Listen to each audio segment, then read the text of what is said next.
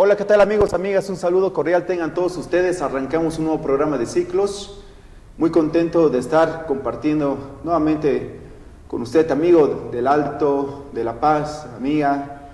Hemos tenido bastante información durante esta semana, ¿no? Simplemente para destacar el caso Terrorismo 1 o las declaraciones del coronel Germán Cardona. Realmente fue un revuelo, ¿no? Y bueno, lo que la opinión pública, lo que los líderes de opinión, analistas, se preguntan es ¿por qué no se está investigando el caso, ¿no? Es una denuncia bastante fuerte y la verdad es que lo vi muy sensible en este tema al gobierno, ¿no? Tratando de zafar, tratando de que este tema se acabe ya, ¿no? Y uno se pregunta si los armamentos, ¿no? Si fue efectivamente cierto que salieron de la 8ª división para montar y mostrarles que eran parte de este grupo de terroristas, ¿no? Uno se pregunta si están registradas cada armamento y munición, ¿por qué no se realiza una investigación? Y eso es una convocatoria, una exhortación a nuestras autoridades. ¿Por qué no se está realizando esto, no? Ahora, efectivamente, si esto es cierto, ¿no? Y veremos qué es lo que pasa en España, si le dan al asilo a Cardona, ¿no? Veremos, como refugiado, perdón, veremos si efectivamente estas declaraciones son verídicas y armaría el rompecabezas de algo que se ha ido pregonando, ¿no? Desde diferentes puntos de vista, de que este caso fue un montaje, si efectivamente fue un montaje o no, ¿no?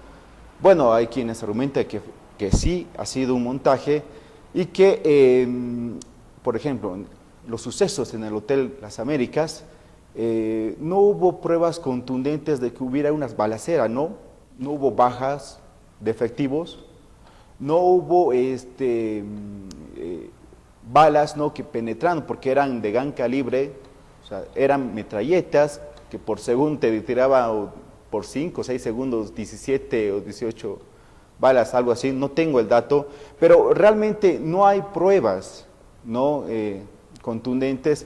Y claro, por otro tema también, amigos, amigas, hay que ver que este coronel Germán Cardona tiene antecedentes disciplinarios, ¿no? Tiene acusaciones, tiene procesos en su contra, ¿no? Y llama la atención que después de 6 años recién hable este tema tan delicado y no lo haya hecho antes, porque, a ver, aquí hay una intención política también, ¿no es cierto?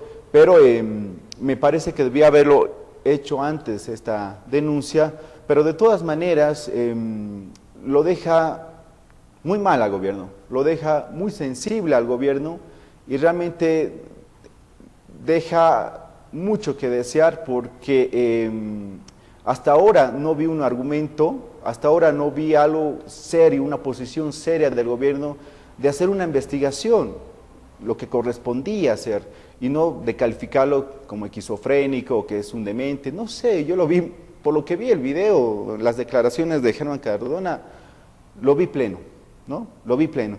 Entonces, hay muchas cosas que hay que analizar, que seguramente más adelante lo vamos a hacer.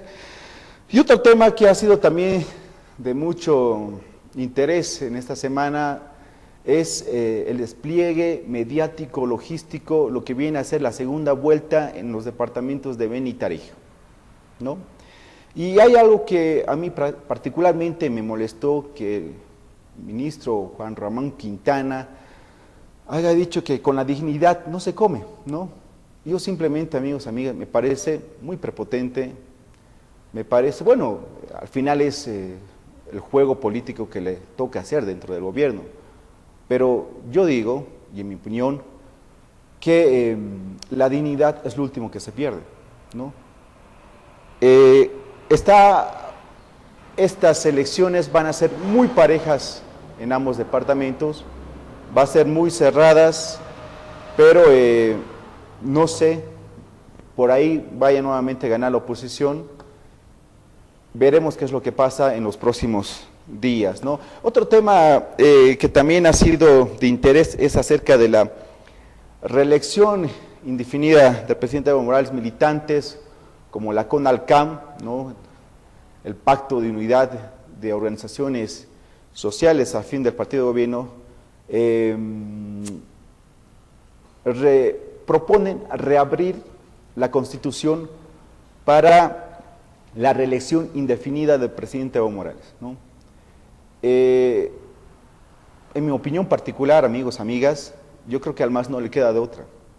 No le queda de otra que abrir la Constitución y va a hacer lo imposible para que el presidente nuevamente se vuelva a postular. ¿Por qué?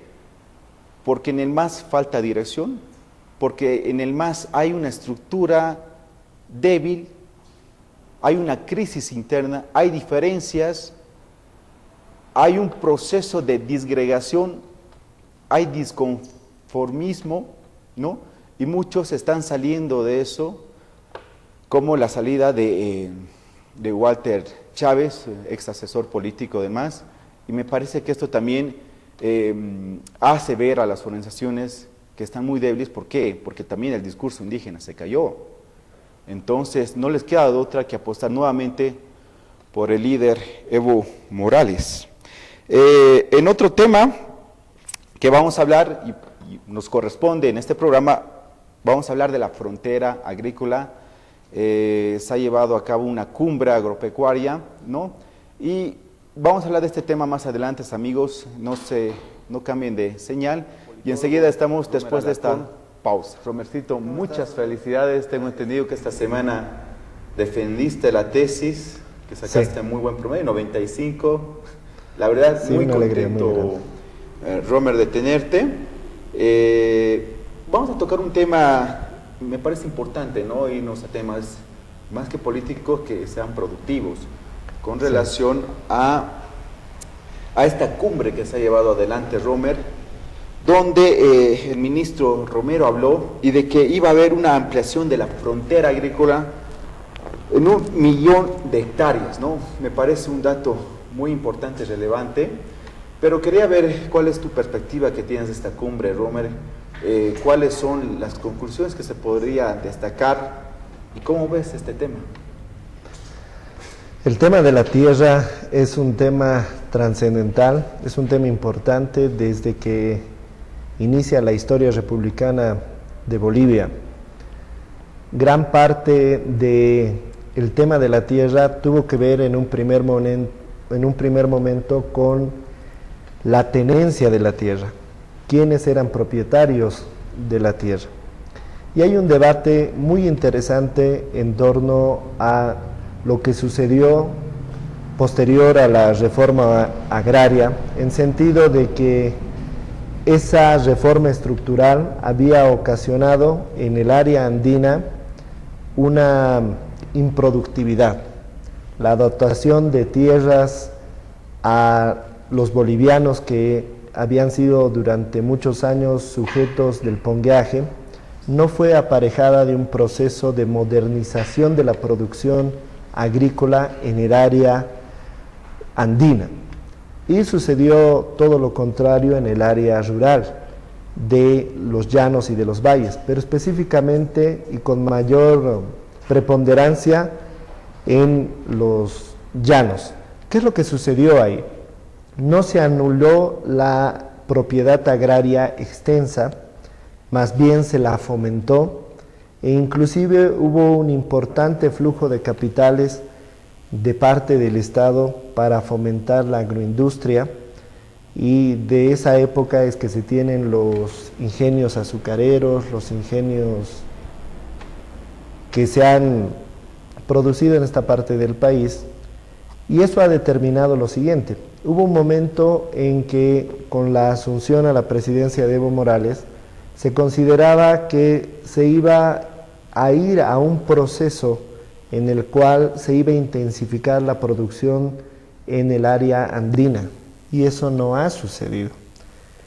Hubo un momento en que la gente del área rural en la parte andina reclamaba la tecnificación de la producción agrícola, y ese momento se identificó con ese pedido de la CSUD-CB de que ellos querían tractores, que se dotara de tractores, pero eso que se pensó en un momento que con la asunción de Evo Morales iba a ser un proyecto que se iba a plasmar en una realidad, no ha sucedido. En el área andina no se ha producido una modernización tecnológica y lo que tenemos más bien es que se ha intensificado otro tipo de actividades en el área andina más relacionadas con la ganadería, con la pescadería, y eso hay que tomarlo muy en cuenta. Entonces, esta cumbre Sembrando Bolivia tiene un tema central que concatena a todos los demás, y es que la agroindustria ha solicitado la extensión de la frontera agrícola como un mecanismo que le permita intensificar la producción. Y ahí entra entonces otra pregunta: ¿qué tipo de producción es la que va a intensificarse en los llanos? Y la respuesta es que son producciones que están concatenadas a intereses de exportación. Y la exportación nosotros no la realizamos en el tema de los alimentos. Y eso es muy importante porque cuando apareció este tema del biodiesel, de que se producía a partir de la caña de azúcar y de otro del maíz, hubo un momento en que una frase llegó a identificar el peligro de lo que estaba sucediendo específicamente en el Brasil, que se estaba produciendo alimento con la intención de lograr combustible, y ese combustible se iba a utilizar para las máquinas. Y gran parte de la producción y de las tierras utilizadas estaban destinadas a la producción de biodiesel y no así de alimentos. Entonces es algo similar lo que está pasando en los llanos. Hay una intención de extender la frontera agrícola para intensificar la producción, pero esa producción no guarda mucha relación con el tema de la soberanía alimentaria. Romero, estamos hablando de 48 millones de hectáreas de tierras saneadas tituladas, ¿no? Y estamos hablando de 5 millones que están destinadas a actividades agropecuarias, ¿no? Y estamos hablando de que 17 millones están entre parques y reservas fiscales, lo que te da a concluir de que hay bastante tierra, ¿no? Y que necesita diversificación económica y productiva. Por otra parte, Romer, quería destacar otro dato, que se amplió el tema de verificación de la función económica social, las FES, de 2 a 5 años. Los empresarios dijeron que primero sea de 10 años, ¿no es cierto? Hubo bastante debate, pero se llegó a un consenso. Pero me parecía importante remarcar, Romer, ¿se podría decir que estamos en este tema todavía virgen? Con esta relación de decir que tenemos tanta tierra que es improductiva y que realmente nos falta todavía mucho, Romer, para diversificar económica estas tierras. El tema central es que se considera la tierra de los llanos muy productiva, pero eso ha un poco alejado la atención sobre otro tema, que es la tecnificación de la producción. Aún los llanos, a pesar de ser un espacio donde se produce mucho para la exportación, no hay una inversión considerablemente fuerte en lo que es la tecnificación, tecnología. Hace muchos años ya apuntaba algo muy interesante algunos historiadores sobre que un productor de papa boliviano en comparación a un productor de papa estadounidense tenía una producción esmirreada muy pequeña. ¿Y eso a qué se debía? A que la producción de alimentos en Estados Unidos tiene unos altos índices de uso de tecnología, de uso de abonos. Entonces no solamente pasa por el tema de que se tenga que ampliar la frontera agrícola, porque ampliar la frontera agrícola tiene que ver con la posibilidad de sembrar más tierra, pero eso aleja la atención sobre este otro tema que es muy importante.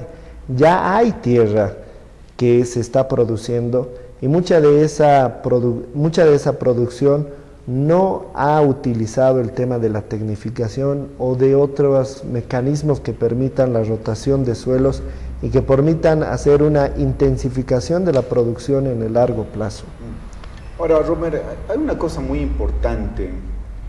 Justamente, amigos y amigas, vamos a ir ahora a una entrevista que le hicimos al diputado Canelas respecto a este tema. ¿Podemos ir a la nota, por favor?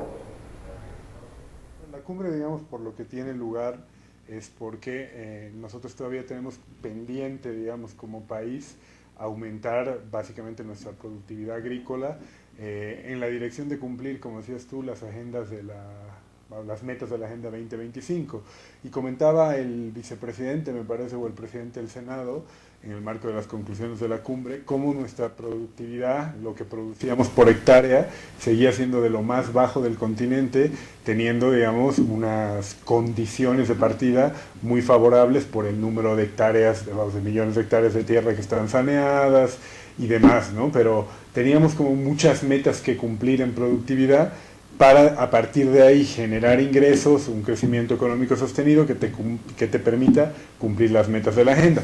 Básicamente por eso es que se realiza la cumbre, ¿no? Tienes a los actores económicos, productivos más importantes del Oriente y al Estado que deciden sentarse juntos alrededor de unas cuantas mesas que tenían diferentes temas para ver si de ahí se puede sacar una agenda compartida para cumplir estas metas, sobre todo en ese sector.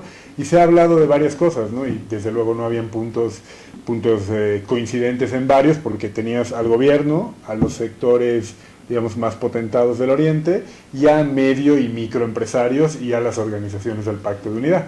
Muchas de ellas, digamos, trabajadores del sector agrario, o con miembros en las organizaciones del sector agrario. Entonces se habló de varias cosas, como sabes, en el tema de transgénicos no ha habido un acuerdo, porque por la Constitución, por la normativa vigente, es una cosa como complicada, digamos, una autorización abierta al uso de los transgénicos. Se puso sobre la mesa algunas propuestas, digamos, de que sea temporal, limitada. Tenías la oposición también del Pacto de Unidad, y el gobierno, digamos, en un papel más o menos mediador, intentaba buscar fórmulas de consenso que en este tema en concreto no se consiguieron.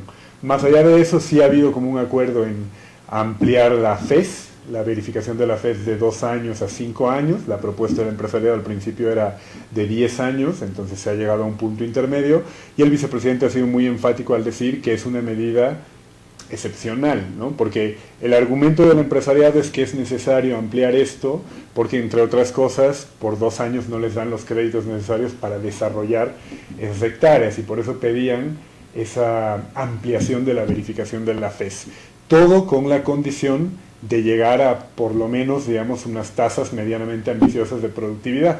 Entonces veremos en unos años si se han cumplido esas tasas ambiciosas y si tenía sentido o no el ampliar el tema de la FES. En lo mismo viene lo de ampliar la frontera agrícola, pero sobre todo tienes que ampliarla si vas a tener garantizado un aumento de la productividad, ¿no? Porque no hay que ampliarla para que se especule, para que sean tierras ociosas y demás.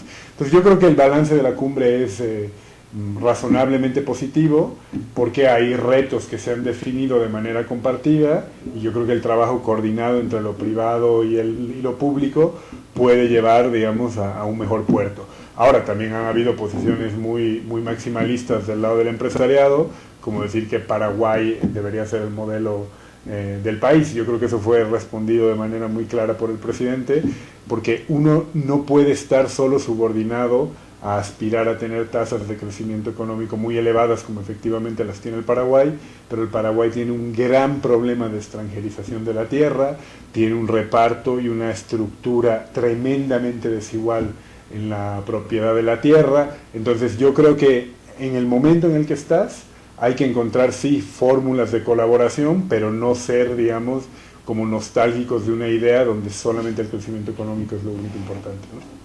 Según los datos, Manuel, es importante remarcar el hecho de que la participación de las gobernaciones y los municipios, porque uno ve y donde se ha invertido más es en infraestructura, ¿no? En lo duro, ¿no? Para visibilizar las obras, pero en el tema productivo no invierte ni el 5%, Manuel.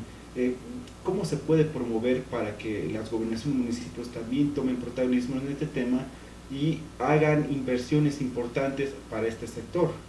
Claro, yo creo que tienen que alinearse a la estrategia estatal, a la estrategia del programa de gobierno y en este caso a la convergencia, digamos, de objetivos entre sectores privados, grandes, medios y pequeños productores y estatales, por la misma fuerza que por ahora tienen las gobernaciones, que es muy limitada y que tienen presupuestos limitados y que recién están empezando a tener andamiajes normativos con sus estatutos, andamiajes institucionales con, digamos, la puesta en marcha de instituciones autonómicas. Uno sería, digamos, todavía muy crítico en el sentido que es un proceso que se inicia, ¿no? Entonces, en la medida que eso vaya teniendo más carne, sí hay que esperar que se subordinen, digamos, o que por lo menos cumplan en la medida de su papel estas metas que se tienen como país, porque yo creo que después de la cumbre ya no es solamente, digamos, un proyecto de un gobierno, ¿no? Sino que tratamos de que la Agenda 2025 sea un proyecto compartido de actores privados, de actores institucionales y de actores institucionales en todos sus niveles, ¿no? La Agenda 2025, de hecho, se realizó con una fuerte participación de instituciones, digamos, de mandos de las gobernaciones y de los municipios. Se hicieron un número elevadísimo de encuentros de obtención de insumos municipales. De hecho, el documento de la agenda, que es muy largo, viene por departamento, con metas por cada departamento, ¿no? Entonces yo creo que en la medida que se desarrolle más el proceso autonómico, tendrán más capacidad de coadyuvar a estas metas.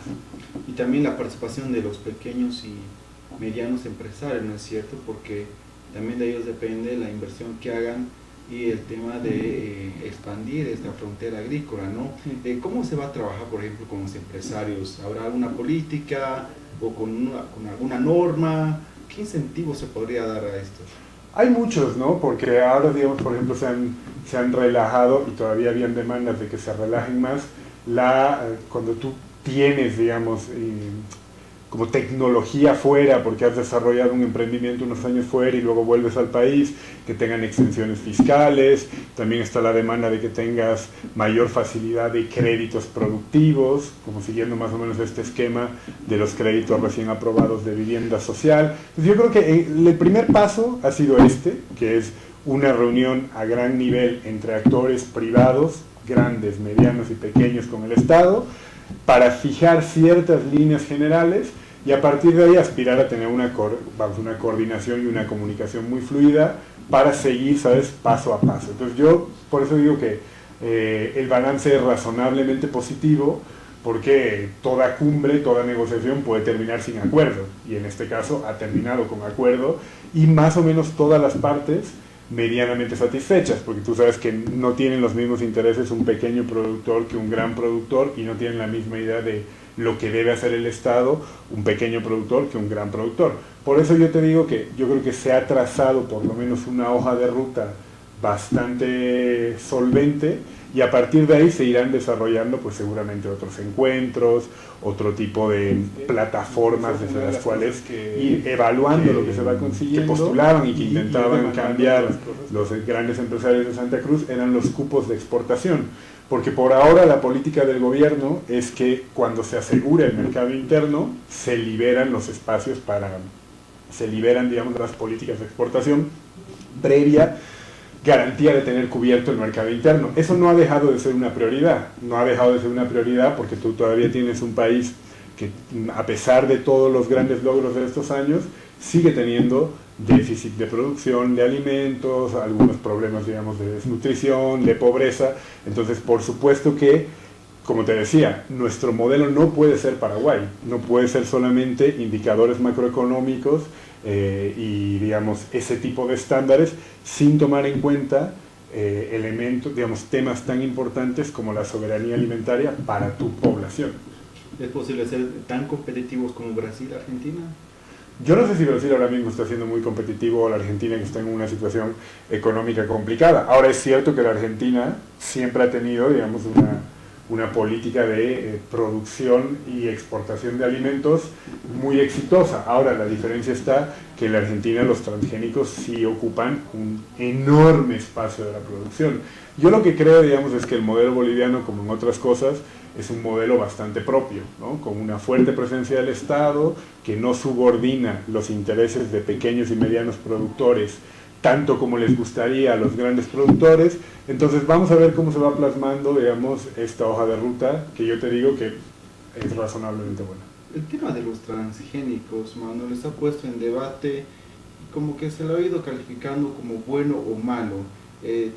¿Tú crees que se merece tal apreciación? Es decir, ¿se puede hablar de transgénicos pensando en desarrollo, o crees que definitivamente esto no va con la política de Estado? Yo lo que creo es que hay que discutirlo, ¿no? O sea, en la medida que tú has tenido tantas posiciones encontradas y tan diversas, porque una cosa es lo que planteaban los medios, otra cosa es lo que planteaban los pequeños y otra cosa es lo que querían los grandes empresarios, ¿no? O sea, productores. Entonces yo sí creo que tiene que discutirse, y en general tiene que discutirse con ejemplos de otros lugares, con informes que hay muchísimos, de Naciones Unidas, de la FAO y demás, y siempre precautelando que la Constitución boliviana aspira a articular diferentes tipos de economía y no que haya una, digamos, que de manera absolutamente predominante subordina y termina haciendo desaparecer a pequeñas economías. El argumento, digamos, quizá más sólido de los pequeños productores es que la incorporación de transgénicos, digamos, quien podría comprar de manera masiva transgénicos e incorporarlos a su producción son los grandes empresarios. Esto incidiría y aumentaría la brecha entre pequeños y medianos y grandes y pequeños. Entonces yo sobre todo lo que creo que es interesante es que sí se ha dado una discusión que hasta ahora no se había tenido, o por lo menos no se había tenido de esa envergadura, en una mesa con actores diferentes, con posiciones diferentes. Entonces yo lo que creo, como decía la ministra Chacoyo, me parece hoy mismo, es que hay que seguir discutiendo el tema, respetando, digamos, el modelo económico boliviano y las normas vigentes, pero siendo, digamos, susceptibles a escuchar las posiciones, sobre todo las mejor argumentadas, las técnicamente argumentadas, de todas las posiciones que hay respecto a este tema, ¿no? Y bien, amigos, amigas, esas fueron las apreciaciones del diputado Manuel Canelas. Muy interesante la entrevista que pude realizarle, sobre todo en el sentido de que debe, en este tema, para la diversificación económica, ¿no?, tiene que haber un trabajo coordinado conjunto con la gobernación, municipio y empresarios, ¿no? Esa es la idea central. Imagínense, los municipios, tantos como las gobernaciones, solamente destinan 5%, ¿no?, de su presupuesto. Lo que más se destina es en infraestructura, ¿no?, en lo duro, para visibilizar obras, ya con un interés político, ¿no? Entonces me parece que acá tiene que haber un impulso, ¿no?, de los gobiernos subnacionales como del gobierno central, y que tiene que haber un trabajo coordinado con los empresarios. Romer, ¿cómo has podido observar este tema? ¿Has escuchado ya la intervención del diputado Manuel Canelas?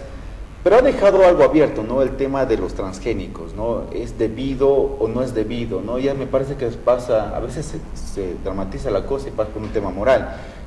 Yo no lo sé, Romer, pero vemos que ya potencias como Argentina, Estados Unidos están usando demasiados transgénicos, lo que les hace subir el nivel de producción y minimizar el costo por producto. Entonces les hace más competitivos.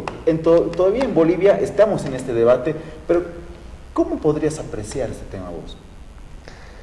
Hay algo fundamental acerca de ese tema, y es el criterio científico. Inicialmente, varias de las controversias sobre el uso de distintos bienes o servicios ha tenido como meollo o como el fondo si su uso intensivo era nocivo para la salud. Y el criterio científico ha sido fundamental para discernir, en tanto se consideraba como un criterio neutral, para decidir si un uso de un bien es nocivo o no para la salud. Pero en el tema de los transgénicos, todavía este criterio científico no es concluyente.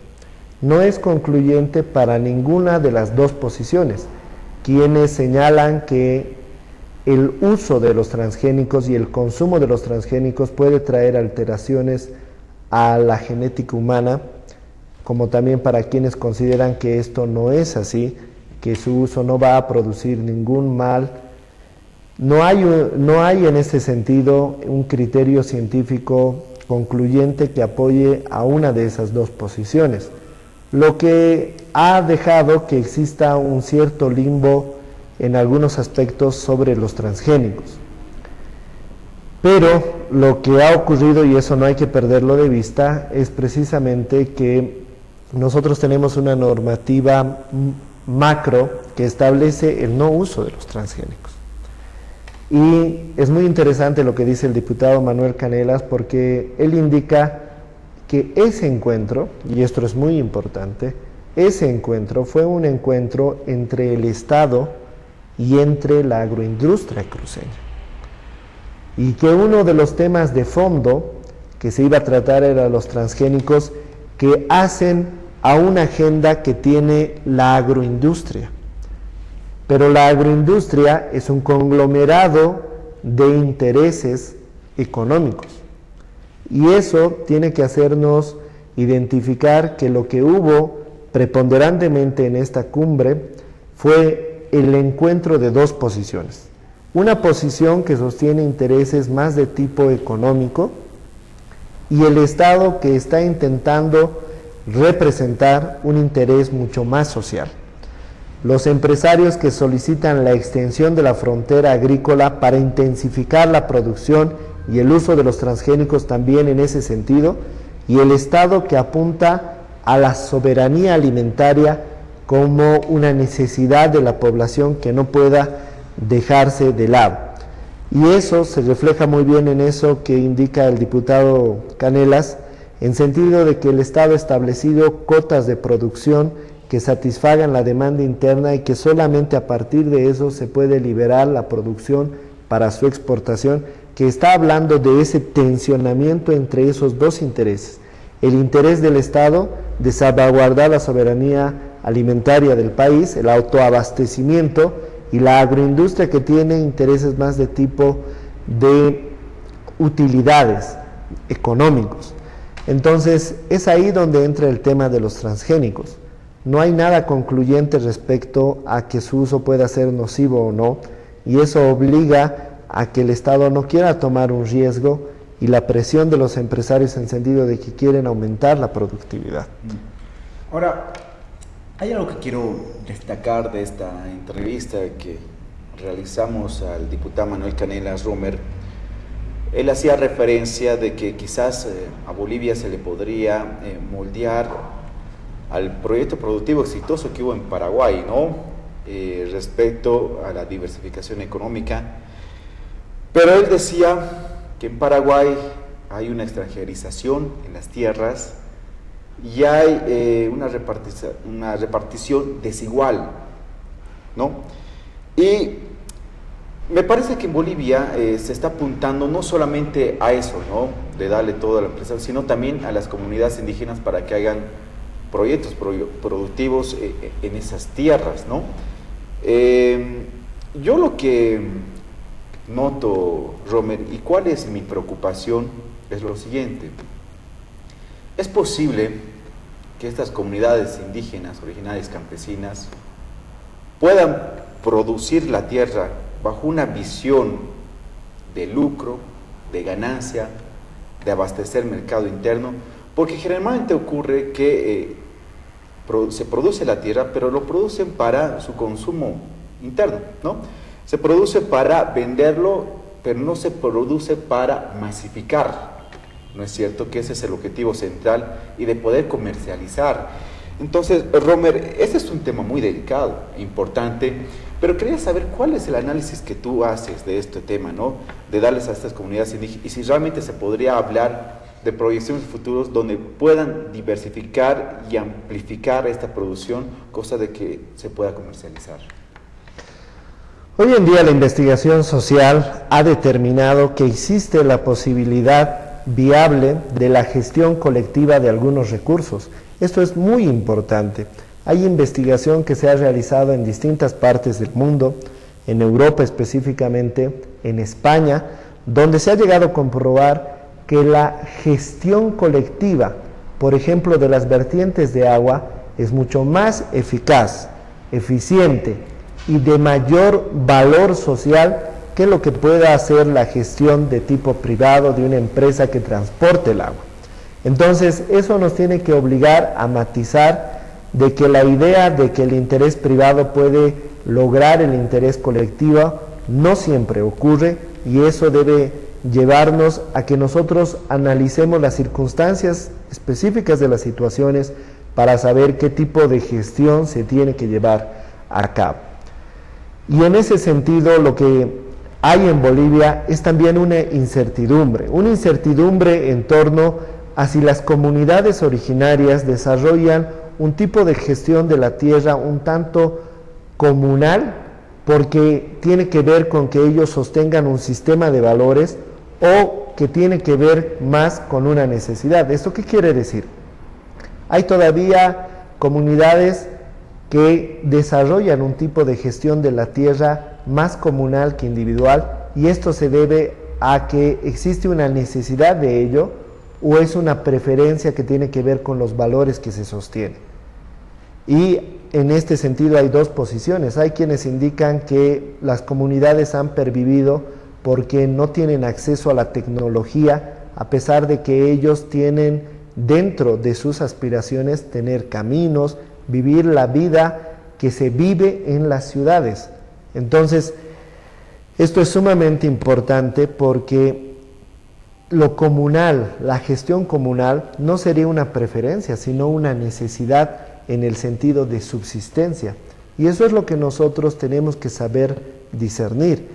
Y esto es terrible tal vez de admitirlo, pero la mayoría de las comunidades busca un tipo de modernidad que tiene que ver con la modernidad que se identifica con la vida en las ciudades.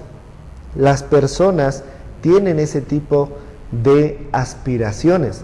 Las comunidades van a intensificar el uso de la tierra si es que ellos lo logran, en el sentido de salir de esa situación de sobrevivencia. Y esos son los tensionamientos que se están viviendo al interior del país. Eso es algo que la oposición algunas veces ha apuntado, con que las comunidades no quieren quedarse como comunidades, quieren tener los aparejos de la modernidad que se identifica con la vida en las ciudades. Quieren tener acceso a internet, quieren tener acceso a la televisión, quieren tener acceso a la computación, y eso está hablando de que el sistema de valores de las comunidades no está tan identificado como a veces se quiere hacer pensar. Pero hay que hacer un estudio en ese sentido. Las comunidades pueden ser una alternativa a la agroindustria, pero el tema es el siguiente. En los Yungas, por ejemplo, a pesar de que tienen una fuerte organización sindical, la gente se decide por sembrar coca porque los mecanismos para hacerlo son muchos más sencillos que los mecanismos para sembrar fruta. Y la fruta da un margen de utilidades mucho más reducido que el tema de la coca. No es una situación de sentido de que ellos son perversos y quieren apoyar actividades ilegales, sino que el interés personal de ellos es más fuerte, en sentido de que es más fácil sembrar coca y tiene mayor ganancia. Y eso también les puede ocurrir a las comunidades, que ellos pueden preferir, como sucede con la agroindustria, la producción de bienes que sean más exportables y que eso tiene mayor utilidad. Es, por ejemplo, paradójico el tema de que se ha apoyado mucho en Oruro y Potosí la siembra de la haba, y que gran parte de esa cosecha se destina al Japón y no para el consumo interno. Lo mismo que pasa con la quinoa. Claro. Romer, por otra parte hay que ver desde un sentido histórico también, ¿no? El 52 tenemos aún el sujeto pasivo, los campesinos, se individualiza la tierra, ¿no?, para el campesino, ¿no es cierto? El 90, Jaime Paz Zamora decreta que reconoce las tierras comunitarias de origen, ¿no? Y con esa constitución prácticamente ya se instituye, ¿no?, dentro de ese marco legal, la autodeterminación territorial de los pueblos indígenas originarios campesinos. Me parece, Romer, que hay que dejar muy en claro, ¿no? Porque realmente también, no solamente tenemos que pensar en los empresarios como actores productivos, ¿no? Ahora tenemos a los pueblos indígenas que también tienen que tener un rol productivo, ¿no? Y de servicio social, es decir, que tienen una mayor responsabilidad, Romer, ¿no? Por ahí se me ocurre difundir campañas, hacer seminarios, talleres. No sé en qué medida va a trabajar el gobierno.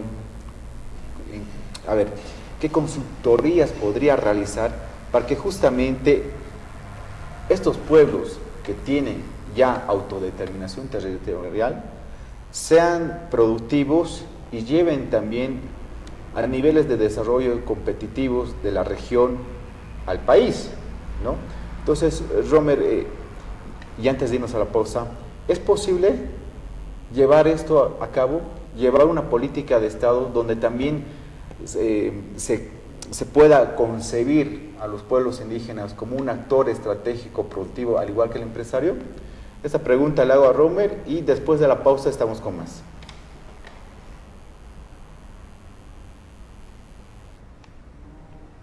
¿Una pausa?